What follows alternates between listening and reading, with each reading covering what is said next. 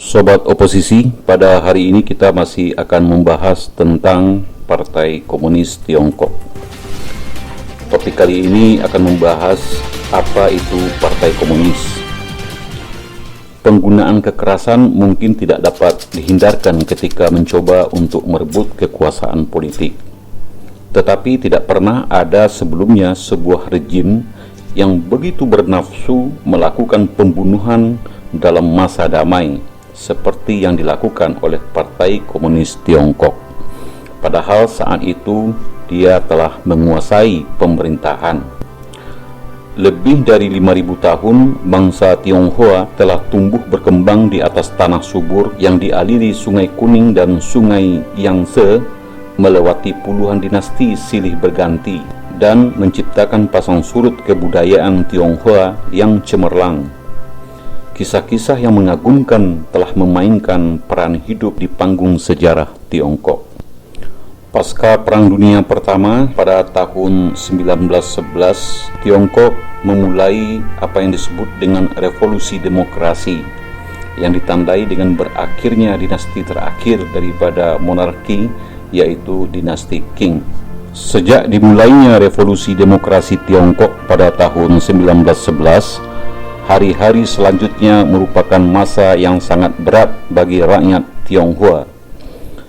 Di dalam perjalanan perjuangan menuju suatu era baru yang mereka sebut sebagai demokrasi itu, Partai Komunis telah berperan sangat progresif. Mereka mengklaim kelompoknya sebagai kaum yang revolusioner, dan di luar itu mereka sebut sebagai kelompok kontra-revolusioner.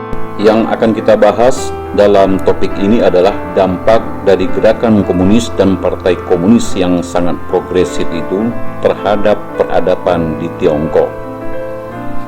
Menganalisa apa yang terjadi setelah Tiongkok melewati sejarah 160 tahun lebih dengan korban meninggal secara tidak wajar yang mendekati ratusan juta orang, serta hancurnya seluruh kebudayaan dan peradaban Tionghoa.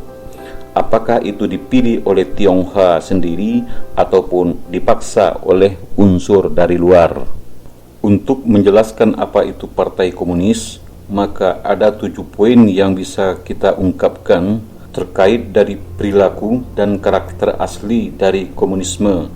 Semua itu bisa kita lihat dari manifesto yang merupakan kitab suci dari Partai Komunis dan sejarah kepemimpinan dan perkembangan dari partai tersebut. Yang pertama adalah mengandalkan kekerasan dan teror untuk merebut dan mempertahankan kekuasaannya. Yang kedua, menggunakan kebohongan untuk membenarkan kekerasan. Dan yang ketiga, sikap dan prinsip yang selalu berubah. 4. Memusnahkan sifat manusiawi dan menggantinya dengan prinsip partai. 5. Makhluk jahat yang menentang alam dan menentang sifat manusia. 6. Ciri khas dari makhluk kejahatan. Dan yang ketujuh adalah mawas diri untuk menyingkirkan makhluk yang merusak Partai Komunis Tiongkok. Pada video kali ini kita hanya akan membahas poin yang pertama saja. Sementara poin kedua sampai poin ketujuh akan kita bahas nanti pada video-video berikutnya. Mengandalkan kekerasan dan teror untuk merebut dan mempertahankan kekuasaan. Komunis menganggap tidak perlu menyembunyikan pandangan dan tujuan mereka. Mereka mendeklarasikan secara terbuka bahwa tujuan mereka hanya dapat dicapai dengan menggunakan kekerasan, menggulingkan seluruh sistem sosial yang ada. Demikian kutipan dari Manifesto Komunis, yang adalah kitab suci atau dokumen prinsip-prinsip dari Partai Komunis.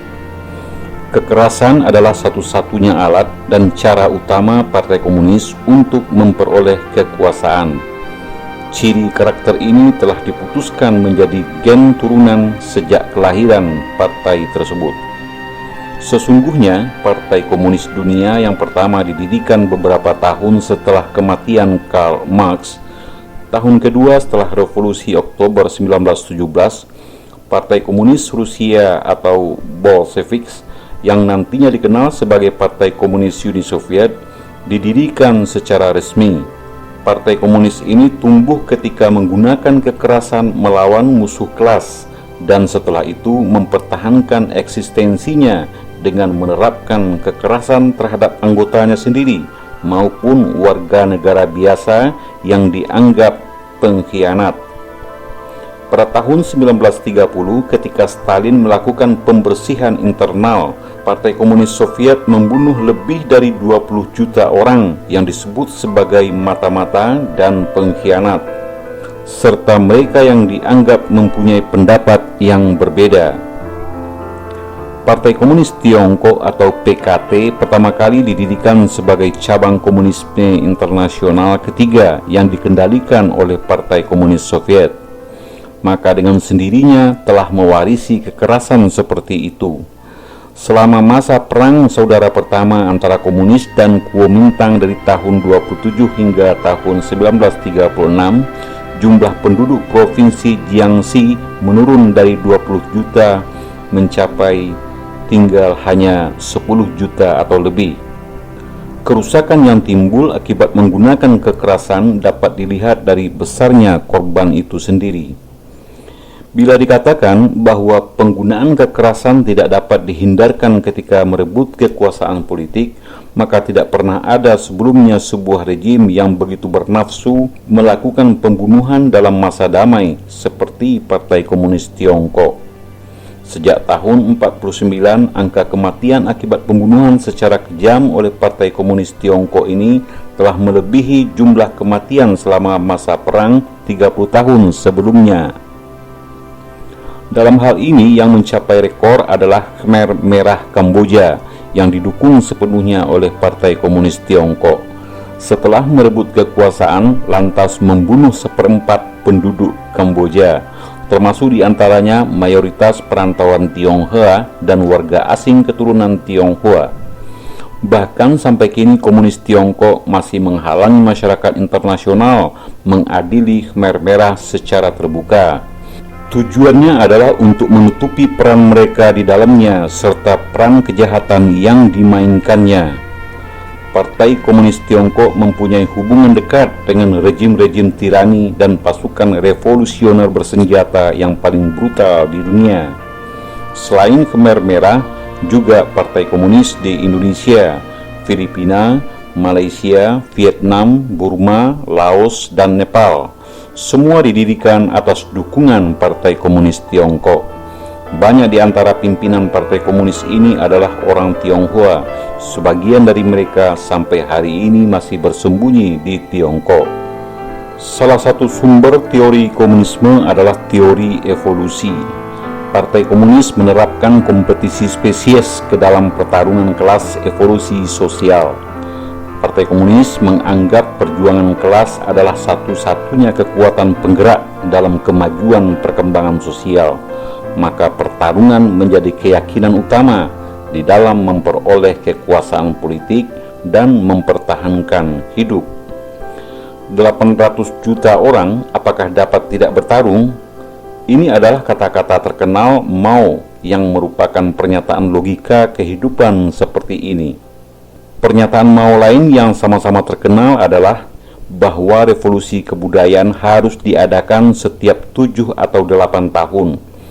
Berulang-ulang menggunakan kekerasan adalah metode utama Partai Komunis dalam mempertahankan kekuasaan politik. Tujuan menggunakan kekerasan adalah menciptakan teror. Setiap gerakan pertarungan adalah untuk membuat ketakutan agar rakyat gentar dan takluk hingga menjadi budak ketakutan di bawah kontrol Partai Komunis Tiongkok. Saat ini, terorisme telah menjadi musuh utama peradaban dan dunia bebas. Penggunaan teror kekerasan oleh Partai Komunis dengan membonceng aparat negara, skalanya semakin besar dan waktunya semakin panjang. Kadarnya pun semakin bengis. Dalam abad ke-21 ini, kita jangan lupa karakter bawaan Partai Komunis ini pada saatnya akan membawa pengaruh yang pasti terhadap nasibnya di masa depan.